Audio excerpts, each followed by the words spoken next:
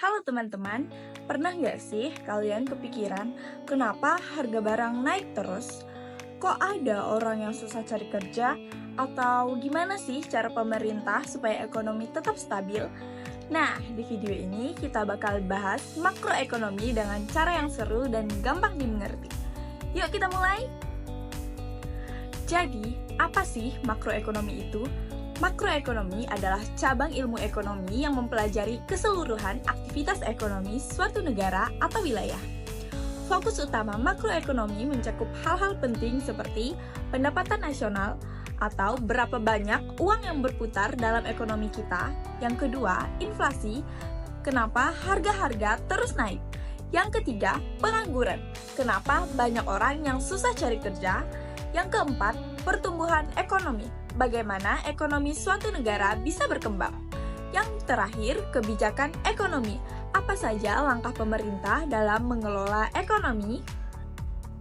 Nah, jangan sampai ketuker nih antara mikroekonomi dan makroekonomi. Kalau mikroekonomi lebih fokus ke individu dan perusahaan, kalau makroekonomi melihat ekonomi secara luas, meliputi negara dan kebijakan yang mengaturnya. Pendapatan nasional adalah total pendapatan yang dihasilkan oleh suatu negara dalam periode tertentu. Ada 3 cara menghitungnya. Yang pertama, metode produksi, menghitung total barang dan jasa yang diproduksi.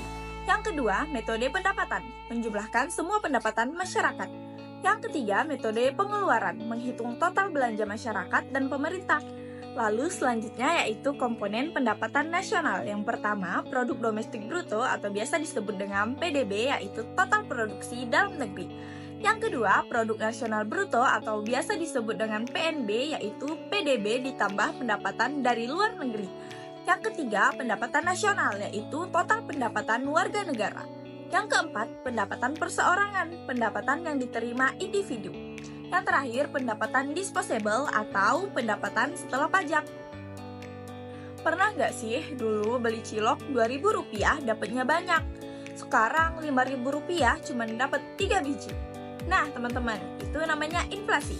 Inflasi adalah kenaikan harga barang dan jasa secara terus-menerus dalam jangka waktu tertentu. Inflasi mempunyai berbagai jenis. Yang pertama, inflasi ringan dengan kenaikan 0-10%. Inflasi ini tergolong masih aman. Yang kedua, inflasi sedang dengan kenaikan 10-30%. Inflasi ini mulai terasa di harga barang. Yang ketiga, inflasi berat dengan angka kenaikan 30-100%. Inflasi ini harga naik drastis dan daya beli masyarakat menurun. Yang terakhir yaitu hyperinflasi dengan angka kenaikan lebih dari 100%.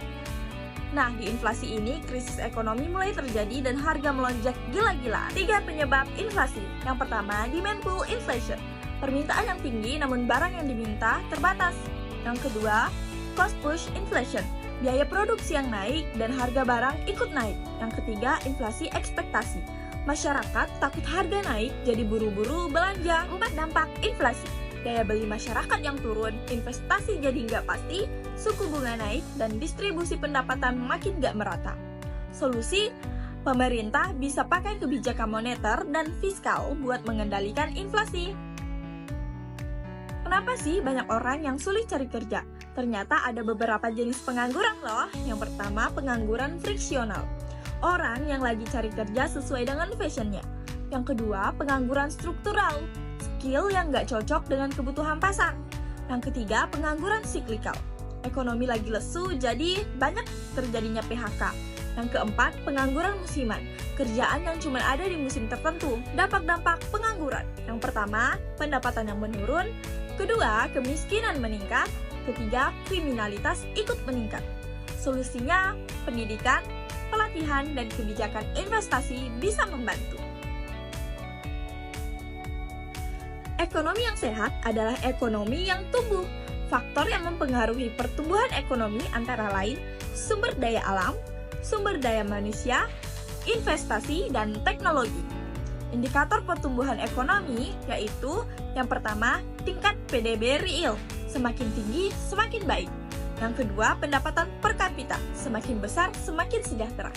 Jenis-jenis kebijakan ekonomi makro. Yang pertama, kebijakan fiskal. Pemerintah mengatur pajak dan belanja.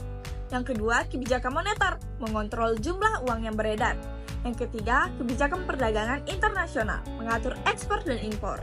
Jadi, kesimpulannya, makroekonomi itu penting banget buat kehidupan kita. Kalau kamu suka video ini, jangan lupa like, share, and subscribe ya. Sampai jumpa di video berikutnya. Dadah!